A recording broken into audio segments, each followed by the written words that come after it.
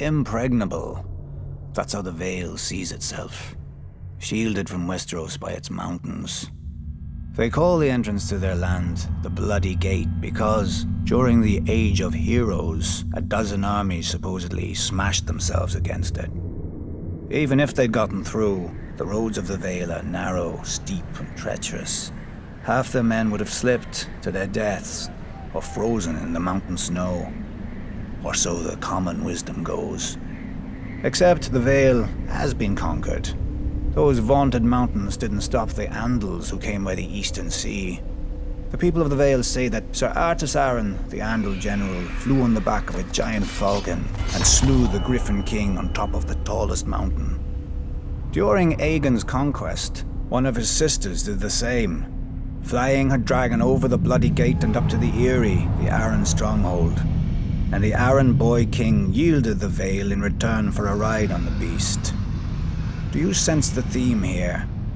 The rationalizing of defeats with mythical beasts and the whims of children, instead of acknowledging the root cause, the arrogance of isolation.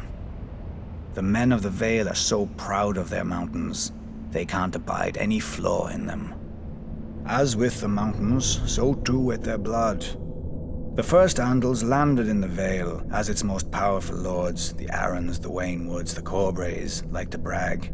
Through their veins runs the blood of the oldest Andal nobility in Westeros, but through their brains runs an even older folly. That blood matters. If it did, those pure-born lords should have been able to exterminate the hill tribes centuries ago. But those primitive raiders, whose tribes more resemble kennels than families, continue to plague the Vale, even kidnapping an Arryn once.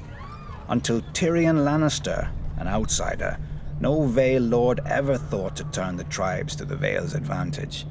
That a desperate, warlike people could be useful, not to mention inexpensive. But perhaps the Vale lords consider such thoughts beneath them. After all, the Vale's isolation does breed an abundance of honor and pious bleating, which governs their decisions instead of foresight. Like a blind man who can only guess where his horse is taking him. I doubt Jon Arryn had even prepared for civil war when he raised his banners instead of handing over his young wards, Ned Stark and Robert Baratheon, to the Mad King. Honor demanded, and Lord Arryn obeyed.